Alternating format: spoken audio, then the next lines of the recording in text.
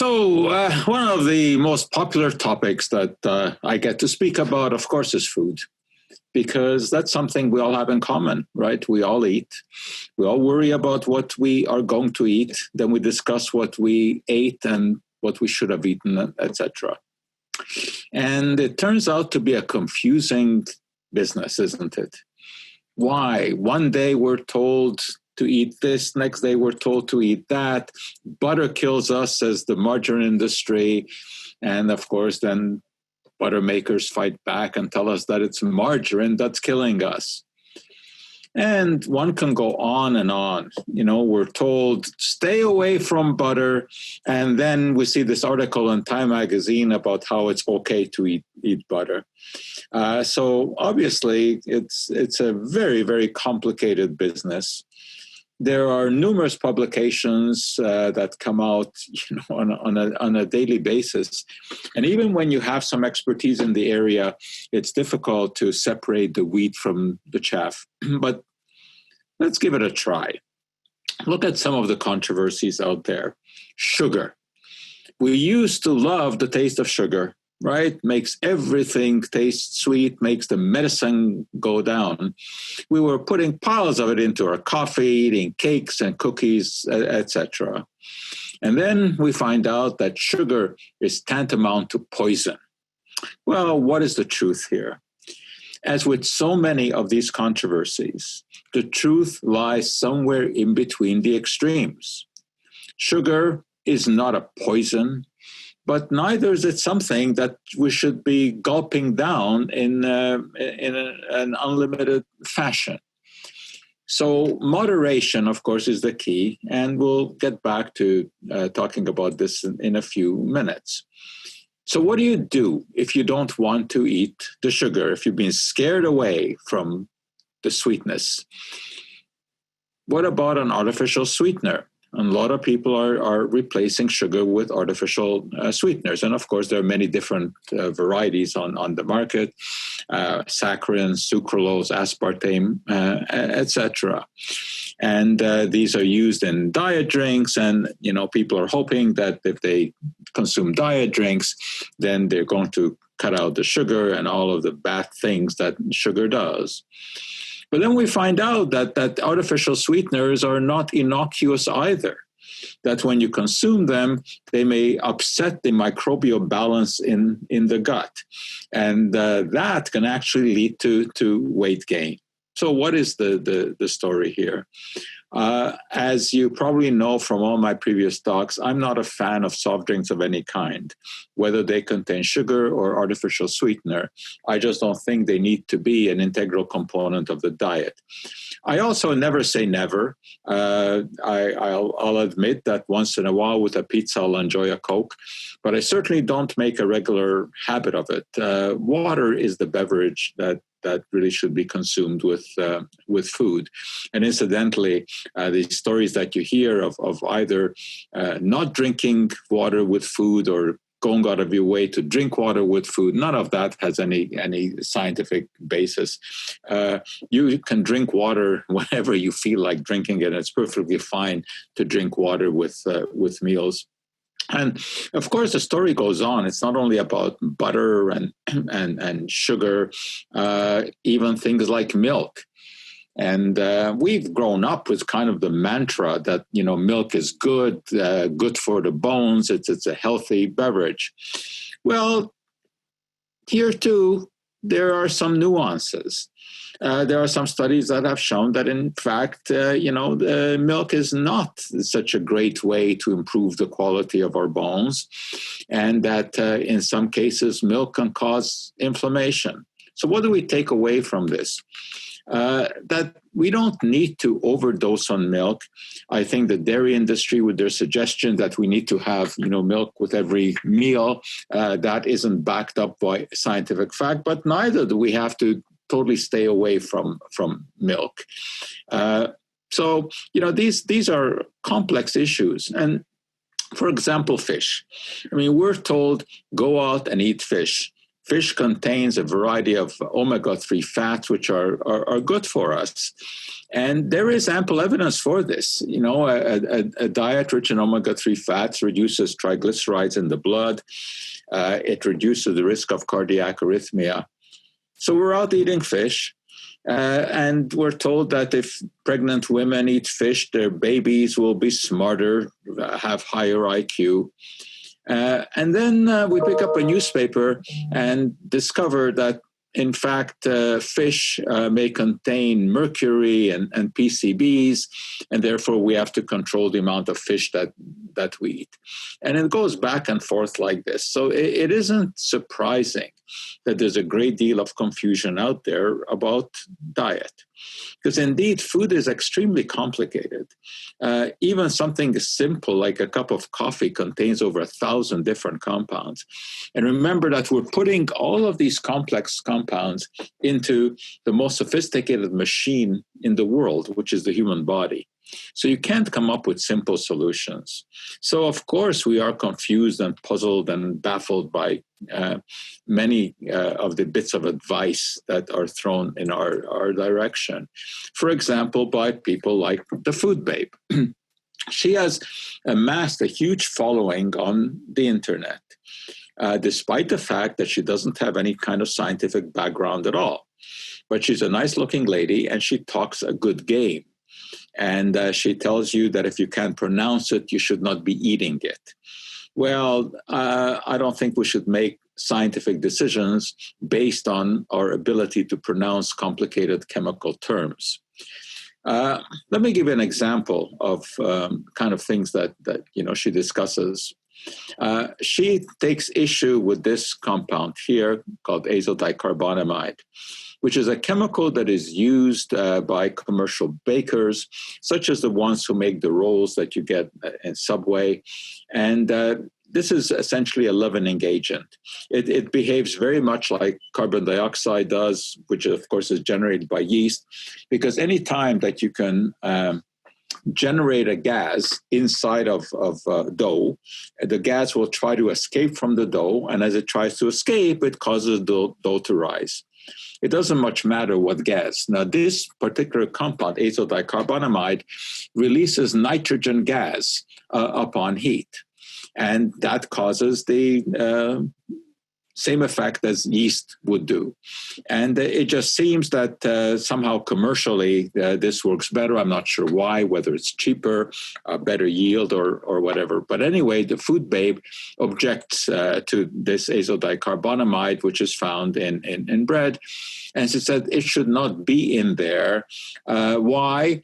Because she has dredged up some study from the scientific literature where when test animals were exposed to grotesquely high doses of this compound, they found some kind of effect. Of course, the regulatory agencies like Health Canada and FDA are perfectly aware of this.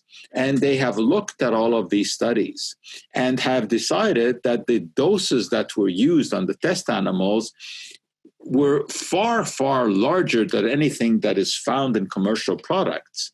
And they have deemed that this is not a problem.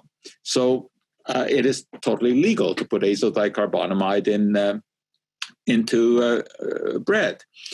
But in order to make her point and to try to scare people about this chemical, the Food Babe goes on to explain that it is also used in the making of yoga mats, which of course is true. Yoga mats are made of a plastic, and it has to be soft. So it is a foamed plastic. So they need to have bubbles of gas in there to cause this foam. And they use azodicarbonamide. But the fact that it is used in yoga mats and also used in Subway roll does not mean that you're eating a yoga mat when you're dining at Subway, which is, of course, what this lady, Vani Harry, would have us believe. So just because a chemical is used in one context, where it is a non-food context, doesn't mean that it cannot be used in food. After all, we use water to make cement. It doesn't mean that we can't drink water. So this is just a fallacious argument. The only way we know if any food component is safe or not is by studying it, not by its origin. It doesn't matter where it came from. It doesn't matter what it is in terms of its chemistry. What matters is how we have studied it and what we know about it. But, she has been on TV biting into yoga mats, which would seem to be the opposite of the message that she's sending. But I guess this gets her, on TV and says that, no, you would not want to be eating yoga mats. No, we don't want to be eating yoga mats, but this has nothing to do with the rolls that we get at Subway. But the message that she tries to send out to scare people is that these unethical bakers are using toxic amounts of azodicarbonamide. Why? To kill off customers. I mean, no commercial enterprise wants to kill off their customers, and it is in the interest of the industry to have products be as safe as possible. And if you want to have some objection against what you're getting at Subway, you can take a look at the ingredients that are inside of the sandwich, the high fat, high salt meats, etc., but leave the bun alone. Another interesting example that she points a finger at is trisodium phosphate. Now, trisodium phosphate is found in a vast variety of foods. It's a very, very common food additive. So she talks about how it is found in Cheerios, for example, shows the label, and then switches to trisodium phosphate as a cleaning agent, an all-purpose cleaner. And indeed, trisodium phosphate is a very effective all-purpose cleaner. And when you're using it as a cleaner, obviously you're not going to consume it, but you also do have to be careful with handling it. It can be quite caustic. And here is the warning label that comes with the cleaning agent, that if it's somehow accidentally ingested, it can cause abdominal pain, burning sensation, shock, collapse, etc. Yes, if somehow you would swallow a spoonful of trisodium phosphate, although probably it would have to be more than that. But anyway, this has absolutely nothing to do with the tiny amounts of the phosphate that are added to food. So this is making really a non-existent connection. While it is true that in high doses, this is a dangerous material if you swallow it. But obviously, the amounts that are used as a food additive come nowhere near the concentrated dose that is used as a cleaning agent. So phosphates are used in a large variety of foods for various reasons. They are added to ham and other cold cuts, for example, because it helps to retain moisture. They are added to potatoes because it prevents browning in the potatoes. It's a texturizing agent in things like Cheez Whiz. And in baking powder, the phosphates interact with baking soda to release carbon dioxide. So there are many, many uses of phosphates, and they indeed are present in our food supply. Now, in some cases, this can be an issue because people who do not have very good kidney function have trouble filtering out phosphates from the food and excreting it. And that can lead to a buildup of potentially dangerous amounts. And there is scientific literature on this. And some of the literature even points a finger at people who do not have kidney disease, that there could be a buildup of phosphate. But what do we make of this? It would be a very unusual situation where someone who does not have kidney disease has some sort of adverse reaction to phosphate.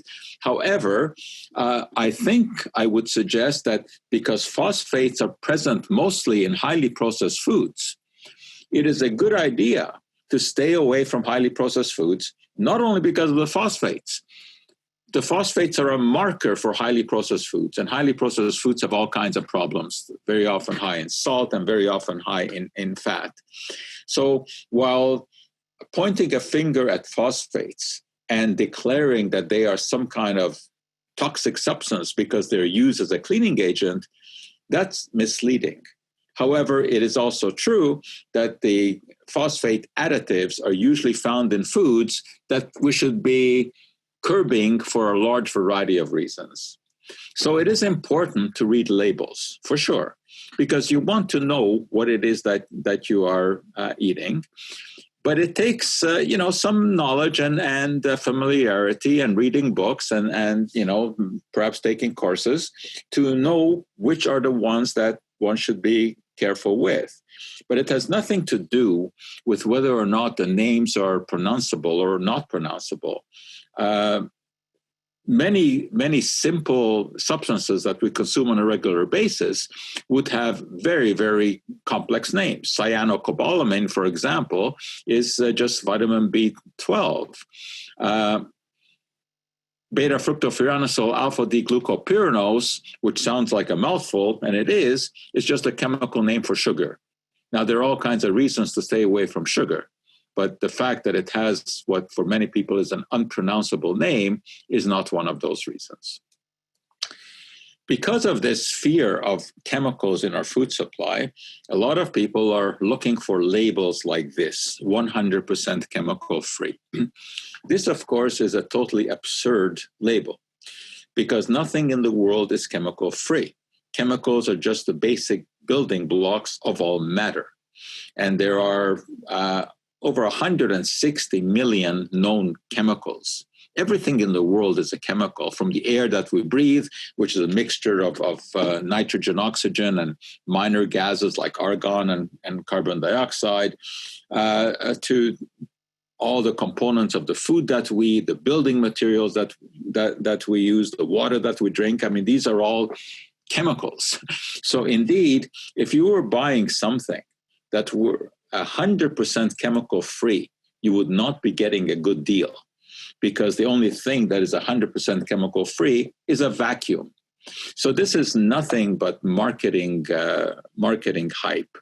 And I don't even know what to say about what they can possibly mean by chemical free. I mean, sometimes what they refer to is that there are no synthetic chemicals, that it only contains substances that are isolated from nature, which is also meaningless because there's no distinction when it comes to toxicity in terms of whether a chemical is made in a lab or made in a plant. It depends on what it is and how we have studied it. But some of this silliness is propagated by books like this. And this is a very popular book. It has sold numerous copies. It's probably into the millions. Consumer's Dictionary of Food Additives by Ruth Winters, who I think has very poor knowledge of what she writes about, because there are innumerable scientific errors in this book and misleading statements. For example, tertiary butyl hydroquinone, TBHQ, as it is abbreviated, is an additive that is discussed in the book. You can look it up. And TBHQ is indeed used in the food industry. It is an additive used in commercial oils, commercial frying oils that are used in restaurants. Why? Because oils can undergo a process known as oxidation. They react with oxygen in the air, and that can lead to some side products which have a bad smell, and also which have potential toxicity. You don't want these oxidation products of fat to be present. And TBHQ is an antioxidant. Now, it is interesting that antioxidants generally are looked at as beneficial substances because they reduce the amount of free radicals that are formed in the body as a normal product of metabolism. But anyway, Ruth Winters is against TBHQ. Why? Okay, this is taken from the book. TBHQ is a form of butane, or lighter fluid, and ingesting amounts as little as 1 gram can cause nausea, vomiting, ringing of the ears, delirium, sense suffocation, and collapse. Okay. Furthermore, let's look at this. It is not a form of butane, and I will explain that in a moment. And ingesting amounts as little as 1 gram. Well, yes, 1 gram may cause all of these, but when it comes to TBHQ, 1 gram is a grotesque amount. We don't come close to ingesting 1 gram. It is found in parts per million in the oil. Now, this business of it being butane. Butane is a simple organic compound, and of course, it is highly flammable. It is used as a fuel. And yeah, if you would inhale butane, yeah, it would have a certain amount of toxicity, and this frightens people that this is found in our food supply. That lighter fluid is found in our food supply, but it is not found in our food supply. What is found in the food supply is tertiary butyl hydroquinone. And indeed, you will find traces of this in chicken McNuggets, for example, because they have been fried in oil, and that oil has a small amount of this antioxidant in it. But it is not butane. Now, if you look at the molecular structure here, and you don't have to be a chemist to understand this, but the side grouping there where you see the 4 carbon atoms surrounded by the 9 hydrogens, well, that 4 carbon piece is called the butyl piece, because anything that has 4 carbons is called but something. Well, butane is a gas that is made up of 4 carbons surrounded by hydrogens, but it's a totally different substance than TBHQ. This just happens to have a 4 carbon fragment in it. So to suggest that you're inhaling lighter fluid when you're eating chicken McNuggets is just total nonsense. The amount that is allowed in the oil is 0.02%. That is a trivially small amount. Trivial small amount. You would have to be eating 313 nuggets to approach that toxic dose that we talked about, which is the toxic dose of 1 gram. And while it's a popular food, I don't think that there's anyone who has approached eating 313 nuggets at a time. So, at 1 gram, you might find problems. But we're not talking anywhere near that kind of dose, and it is only the dose that makes the poison. Paracelsus, great sage, 500 years ago, told us this. And this is really the cornerstone of toxicology. Whenever we talk about substances that we inhale or drink or eat, you have to take into account the amount and compare it to the amount that is known to have a toxic effect. Well, when we look at the chicken McNuggets, the amount of TBHQ that is in there is vanishingly small, nowhere near the amount that can be toxic. Now, there are many other chemicals in the chicken McNuggets. For example, this one. This is polysiloxane. It's a silicone. And here, too, it is easy to scare us.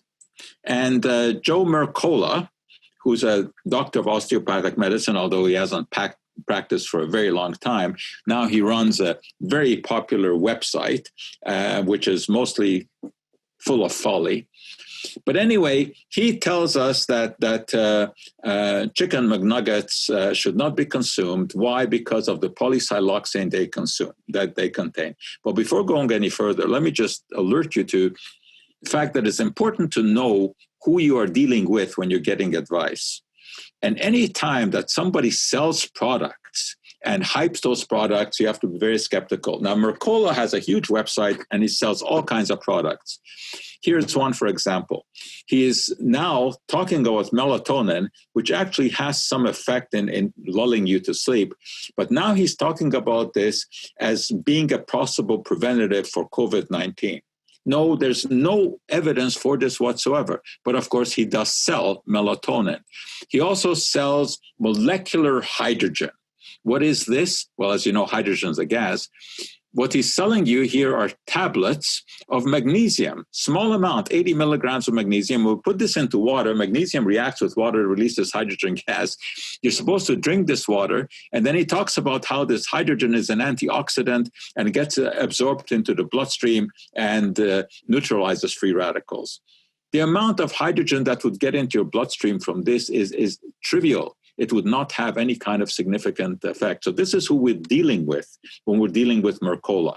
So when he tells you that the polysiloxane is dangerous, you have to take that with a grain of salt. Now, polysiloxane is a polymer, and as you can see, it's made of silicon and oxygen joined together in a long chain. And this has many applications. For example, it is the essence of silly putty. And of course, Mercola tells us that you don't want to be eating silly putty when you're eating your fried chicken. Well, no, you don't want to be eating silly putty, although I suspect that you could eat silly putty. I don't think it would do you any harm. I mean, I don't think it would be delectable, so I'm not recommending it. But these silicones are also used in medication.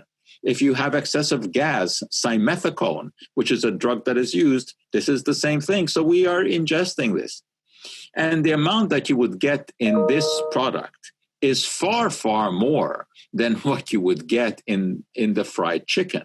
So it just makes no sense at all to say that, you know, when you're eating the fried chicken, you're getting silly putty into you. It's just nonsense. Anyway, I did once write an article about this because, you know, I became irritated with, you know, all of this nonsense that was being promoted. And so I wrote a column for the Gazette on what McDonald's chicken nuggets really contain. And I said what they really contain is chicken. That's what they are made of. And of course, the additives that are used, the TBHQ and the polysiloxane, are there in very small amounts. And I explained exactly why this was the case. And I certainly elaborated on why one should actually limit the amount of chicken McNuggets one consumes, and that is because of the fat content and the sodium content. And of course, this means that you know, calories are pretty high, and we don't want to be overdosing on salt for sure. So I talked about all of this, but I did explain, just as I explained now, the problem with the polysiloxane and the TBHQ being totally overblown. And I can tell you that I got a reaction to this column, which was totally unprecedented. I was called all kinds of names for saying that it's okay for people to poison themselves with butane and with silly putty by eating fried chicken. Of course, I said nothing like that. I explained it in more detail than I explained it here. But there were all kinds of comments. You know, they questioned the marital relationship of my parents, and had all kinds of vile comments because I had suggested that the all the diatribe about TBHQ and the silicone was just undeserved. But people will just interpret everything based on their previous views, and it just doesn't work to try to slay the nonsense with facts. People who believe that these unpronounceable ingredients are dangerous are generally not going to be swayed by facts. It's an interesting phenomenon. I'll give you another example here of, you know, the fear of specific chemicals. For example, in Coca-Cola, the color. You ever wondered what that is, the brown color of Coca-Cola?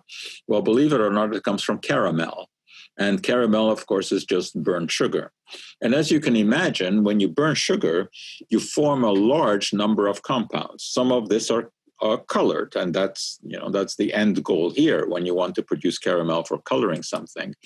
But there's also a compound that forms called 4-methyl-imidazole. And combustion processes or high heat processes of food can result in all kinds of compounds. When you burn something, you will form dozens and dozens of different compounds. One of this is 4-methyl-imidazole. And this is the one that has generated a lot of attention among the people who worry about, quote, chemicals in their food supply. And it leads to warnings like this, your toxic Coca-Cola, and imaginative warnings like this, that, you know, when you're drinking Coca-Cola, you might as well be shooting yourself. And what they are really referring to here is the 4-methyl-imidazole. Why? Because when this is fed to test animals as is done in order to make sure that when it is in the food supply, it is there in safe doses. So you have to test it. It is fed to test animals. And turns out that when you feed it to these animals in high doses, you can create some difficulties.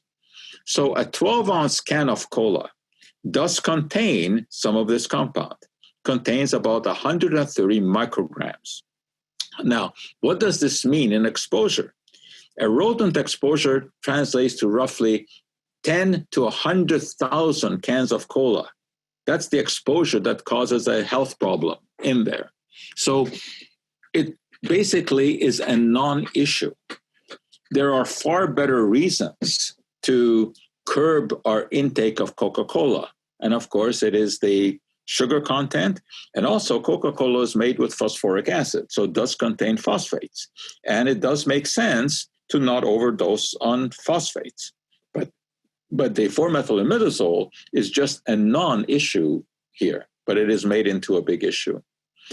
The sugar content is a problem. And, you know, as I mentioned at the beginning, while sugar is not a poison per se, it doesn't have any nutritive value either. We do not need sugar in the diet. It's not a vitamin. It's not a mineral. We don't need it.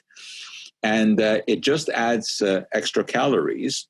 And of course, once we develop a taste for sweets, we crave it.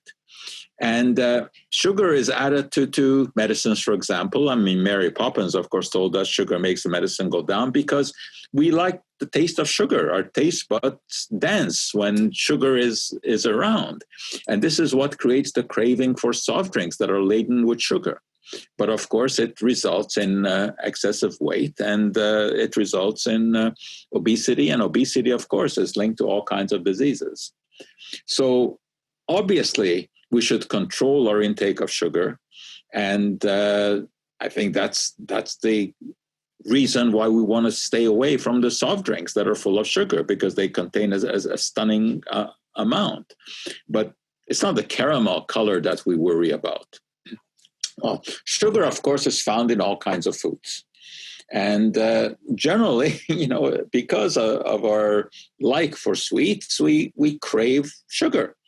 You mention ice cream sundae to someone and, you know, their eyes light up because this is a delectable dessert. Well, let's talk about this for a moment. Let me introduce you to Jamie Oliver. Jamie Oliver is well known around the world today as the naked chef. Why? Not because he grew up cooking with less attire, but because he says that he tells us the naked truth. Well, I'm not so sure about that. Before we go any further, let me just preface my remarks here by saying that I like Jamie Oliver. I think he tries to do good things. He has launched programs in schools for children to eat better. So his heart is certainly in the right place. But sometimes the techniques that he uses are questionable. He was on the Letterman show talking to David Letterman about cooking and then, you know, mostly making good sense. And then all of a sudden, he really frightened David when he started to discuss ice cream sundaes. Why? Because he mentioned that the ice cream sundae that is so popular that we all love to eat may contain beaver glands. Well, this is what set Letterman off. He said, "What are you talking about? I don't want beaver glands in my ice cream." Well, there are no beaver glands in ice cream. But let me tell you where this story comes from and how misleading it can be. Now, beavers do have a gland near their rear end, and this gland produces a number of chemicals. This gland can be excised. That's what you're looking at here. It can be chemically analyzed, and it contains a large number of compounds which have been isolated and identified. Well, it turns out that one of these compounds, through a number of synthetic steps, can be converted into vanillin, which is the flavor of vanilla. And this has been published in the scientific literature. It's just an interesting thing that with a series of chemical reactions, you can convert it into vanillin.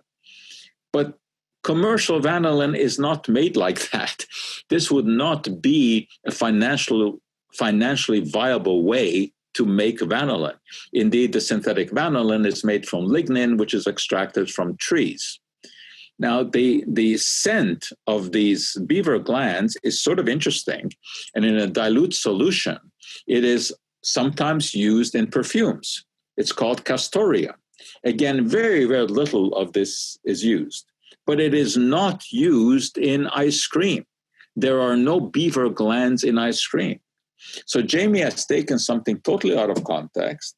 He found somewhere that components of beaver glands can be converted into vanillin, which is true, which is an interesting academic exercise. But that vanilla ice cream has nothing to do with beavers. Well, Jamie also goes into schools and he teaches kids how to eat properly. This is very commendable. He tries to get them away from French fries, eat lots of vegetables, eat lots of fruits. But again, he will resort to demos to try to scare the kids away from the foods that he thinks they should not be eating. So again, we go back to the sundae, because of course kids like sundaes. And he does this whole talk on the ice cream sundae and what a villainous thing it is. Besides the beaver glands, he tells them that it contains shellac. Now, of course, that sounds kind of frightening, but there's some truth here. The candy bits that you see on there, which are highly shiny, and indeed, there's a small amount of shellac that is on there. Well, shellac, of course, to most people means the stuff that you put on furniture in order to make it shine. Where does shellac come from? It comes from a little insect, the Indian lac bug, which attaches itself to a tree. That's what you're looking at here. It sucks the sap of the tree and it converts it into this material called shellac, and they can be scraped off and purified, and you get shellac. And this is an approved food additive. There's no risk associated with this, and it is indeed used in candy coating. But Jamie, in order to make an impact to the kids, in this demonstration, pulls out some live bugs. Now, these are not the lag bugs, some kind of different bugs, and tells the kids that now he's going to make an ice cream sundae. And he starts by putting these live bugs in there. Now, that's scary enough.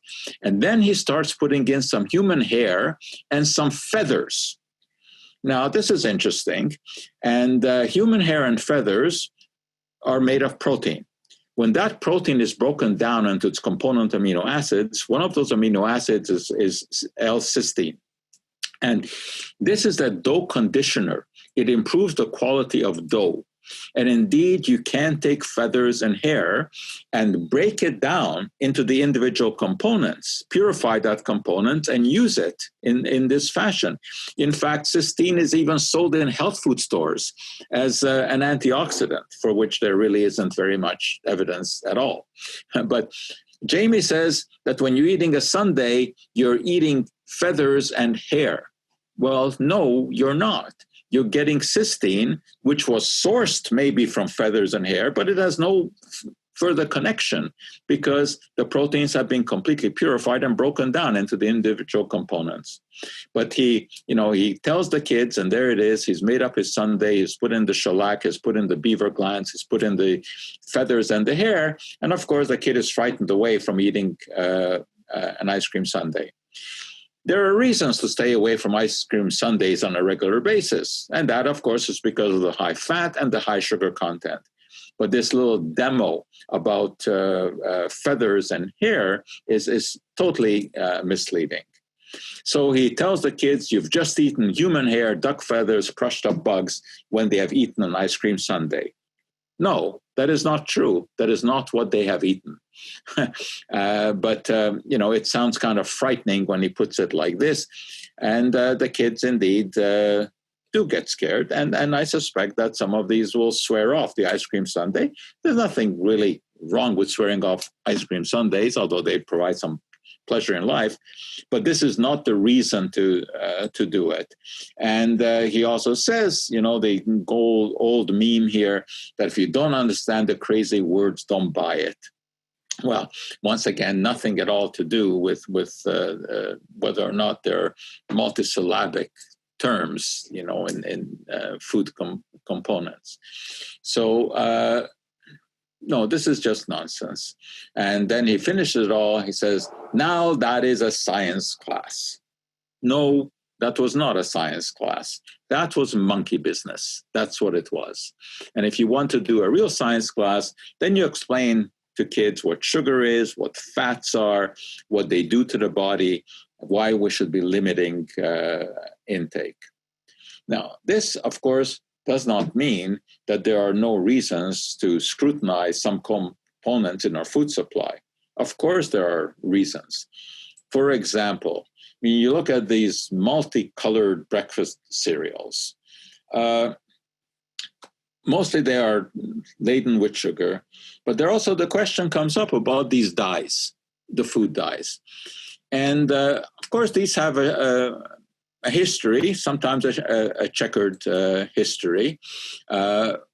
Over the years, some of these components, which are used in things like jelly beans, have been replaced because studies in animals have shown that in high doses they cause some kind of a toxic effect.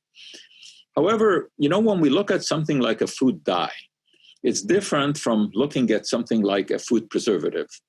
Food preservatives have real benefits, right? They allow us to have an ample food supply, hopefully one that we don't have to worry about in terms of bacterial contamination. But when it comes to food dyes, they don't add any nutritional value. This is only a cosmetic thing. So we might be taking some risks with some food additives that have known benefits, risks that we would not take with ones that have only a cosmetic effect. And these days, there's a lot of controversy about the food colors that are being used. And it is not at all uncommon to see this kind of warning. Artificial food coloring, blue 1, blue 2, yellow 5, yellow 6, red number 40, found in all these foods. And they are made from coal tar and petroleum. Well, again, this is one of the real bugaboos out there that is commonly repeated of vilifying something because of its origin. The fact that something is made from coal tar or from petroleum has nothing to do with whether it is safe and effective or not. It's not the origin of a chemical that determines what it can or cannot do. It's studying it. That's how we know what it is. And just because the raw material is petroleum does not mean that the finished product is petroleum. For example, aspirin is made from phenol. Phenol is extracted from petroleum. But by the time that phenol is converted through a series of chemical reactions to aspirin, it has nothing to do with petroleum. But of course, this is sort of a very inviting argument because people think that if there's something synthetic, it's highly suspect. But if you could source your color from beets, from grape skin, from turmeric or saffron, it is therefore safe. Well, by and large, I think colors that are extracted from vegetables here are preferable to the synthetic colors. I would agree with that. Because there have been some studies where these specific synthetic dyes in children, not universally, but in some cases do cause hyperactive behavior. And of course, you can also have allergic reactions to these, but mostly I would say that the foods that are colored with these artificial dyes are foods that we should be staying away from anyway. But remember that any food color that is used is approved by Health Canada. And Health Canada has a long list of food colors that are approved based on testing with animals, based on human epidemiological evidence. So no manufacturer can just say, gee, I would like to put such and such a color into the food. It has to be an approved additive. But, it is true that there are some allegations that food dyes can affect behavior. Now, this goes back to Dr. Benjamin Feingold in the 1970s, who first came out with this theory that hyperactivity in children can be caused by certain food additives. And this has been put to a test over and over again. And while it is widely thought that this has been shown to be true, that it is evidence-based, and that hyperactive kids are so because of the food that they eat, and if you take away those kind of foods and you convert them into nice, well-behaved little kids. The fact is that the scientific literature does not really corroborate this. For example, here we have a study, double-blind, placebo-controlled study, which is the kind that you'd like to have, about artificial food colorings and benzoate preservatives, and they looked at hyperactivity in children. And they just could not really link the hyperactivity to specific compounds in these foods, except in a few rare cases. However, what is also interesting is that when parents think that their children are hyperactive because of some food component, they will make that connection and believe it to be scientifically sound. And the studies that have been done, these double-blind studies, have shown that you cannot reproduce this in the laboratory. However, when a parent thinks that their kid has eaten the, quote, wrong kind of foods, they will think that the hyperactivity that they're observing, which may be for a variety of reasons, is due to the food additives.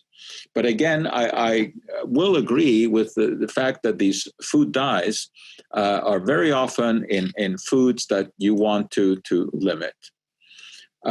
There are other allegations too, which I think are even less scientifically based than the hyperactivity. Things like the linking of certain food dyes to cancer. The one that has been talked about is red dye number 3, which is called erythrosine, and this used to be used in coloring a variety of nuts. This is really no longer done. I mean, pistachios used to be red to distinguish them from peanuts because they were more expensive than peanuts, and people were getting confused. They were thinking that they were paying a lot of money for peanuts when actually they were buying pistachios. Anyway, it's also the coloring that was used in maraschino cherries, for example. And this is a molecule that has iodine in it. Anything with iodine in it gets absorbed into the thyroid gland relatively easily. And studies have been done on male rats, as you can see. And in very high doses, erythrosine results in thyroid tumors. And this is what caused the scare. But again, we look at numbers. You'd have to consume about 14,000 servings of fruit cocktail for 70 years in order to get to a toxic dose of this chemical found in the maraschino cherry. So I don't think it really represents a risk for humans. It's not the only kind of colorant that is used in maraschino cherries. In fact, because of the whole concern about rats, it has mostly been replaced by something called cochineal red. Not that doesn't have its opponents. Cochineal is extracted from a tiny little insect, and here you're looking at a close-up of this insect, and it lives on cacti.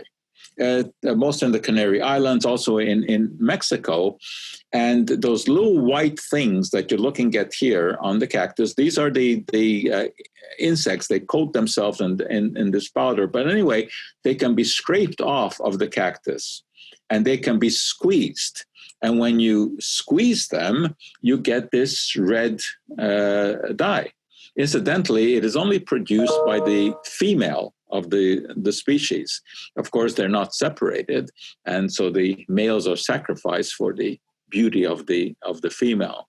So anyway, it is extracted and you get this red dye, and it is one of the most commonly used commercial colorants, and it can be used in the maraschino cherry. It is also, or it was used in Starbucks coffees, some of these, these smoothies, strawberry smoothies, for example. And because of a concern that arose because people didn't want bug extract in their drink. It's interesting. Once this chemical, the cochineal, is extracted from the insect and purified, you're not eating insects. And, it's interesting that people are reviled by the thought of eating, some chemical that comes from insects, but they're perfectly happy eating the rear end of a cow, which is, of course, what steak is. Cochineal red is an approved food additive, but Starbucks has now removed it because of this fear. Is there any potential problem? Well, yes. Anything that you put into your mouth, in some cases, idiosyncratically can cause a problem. There are potential allergic reactions to cochineal. Yes, this can happen. It's rare. It has happened. For example, some lipsticks are formulated with the same red. And there was an interesting case that I consulted on a few years ago, where a young boy every Friday would be picked up by his grandmother from school, and every Friday night he developed a rash on his face, and they couldn't figure out what it was. Well, eventually it turned out when the grandmother picked the kid up from school, she kissed him on the cheek, and turned out that he was allergic to the cochineal in the lipstick. It can happen, but it's a very rare situation. But it is true that if you are eating a lot of these highly colored foods, you are exposing yourself to substances that you don't need to expose yourself to, but mostly you're also exposing yourself to a lot of sugar and a lot of fat. That's what you get in the cake. And these days, there's a movement away from the so-called synthetic or the artificial dyes towards the natural ones. Now, most of this is because of, the fear, mostly unrealistic, that people have of the small doses of these artificial dyes. But anyway, you can see that many of them can be reproduced by making use of natural components. But of course, you can be allergic to natural components too. The ones on the bottom, in the bottom row here, are made with natural extracts. The top ones are made with artificial colors. The blue is the one that is very difficult to reproduce with any kind of natural thing. But again, one needs to limit the amount of Smarties or M&Ms that one consumes, because basically what you're eating here is sugar. I don't say never eat it, but I don't think that the worry here should be over the dye that is used. Now, it is interesting that in some areas of the world, there is more concern about this than others.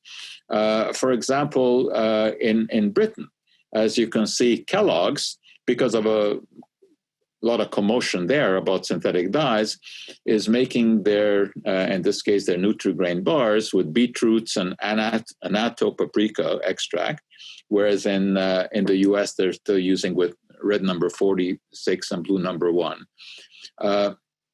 Is there a health risk here?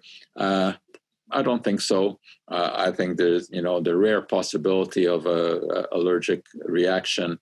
But again, if you take a look at the ingredients here, you'll find that these are very high in sugar. That's more the reason to avoid it.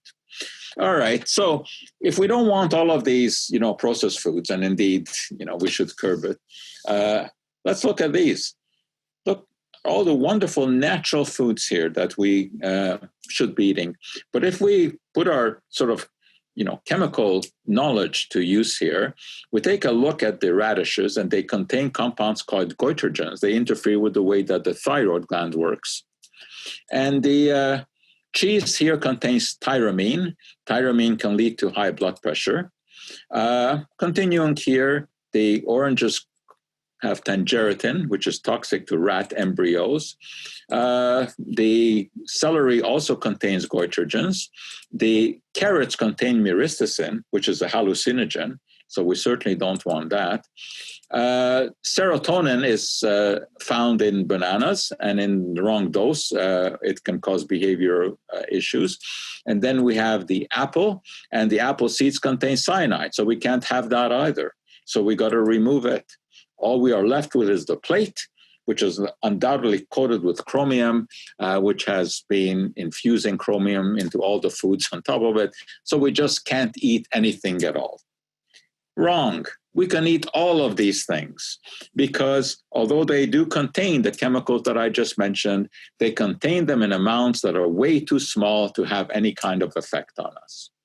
So yes, this is the kind of diet that we should be eating. We should be eating good, wholesome foods. And I will agree that we should be curbing our intake of all of these processed foods, not because the colors or the preservatives are deadly, but because they are nutritionally not properly balanced. You're not getting all the vitamins, the minerals, and the phytochemicals that you would get from your fruits and your vegetables. And you're generally getting a lot of salt and you're getting a lot of sugar. But generally, these foods are cheaper and they are in ample supply and they are easy to eat and you don't have to spend as much time cooking. So they are very popular. And this is a problem. We're eating too much fat and too much salt. We need to curb our intake of these and indeed eat the fruits and eat the vegetables. And also let's remember that foods like this, deep fried Twinkies, you may once upon, try them as a curiosity, but they should not be a feature of our diet. This is what a diet should look like. The more different colors we eat, the better off we are. But I want to leave you with one last idea, and that is while we talk here about whether we should be eating food dyes or not, vast numbers in the world would be very happy eating our processed foods because they basically are going hungry. A third of the world goes to bed hungry every night. So I hope I've been able to give you a little bit of insight into some of these chemicals in our food supply and how to think about it. If you go to our website, there's lots of information about food additives, etc. And you can also sign up for our weekly newsletter that is free, of course, and you get it in your email inbox every Saturday morning at 6 o'clock. And we also have Facebook and Twitter accounts. So thanks very much for your attention, and what can I tell you? Bon appetit.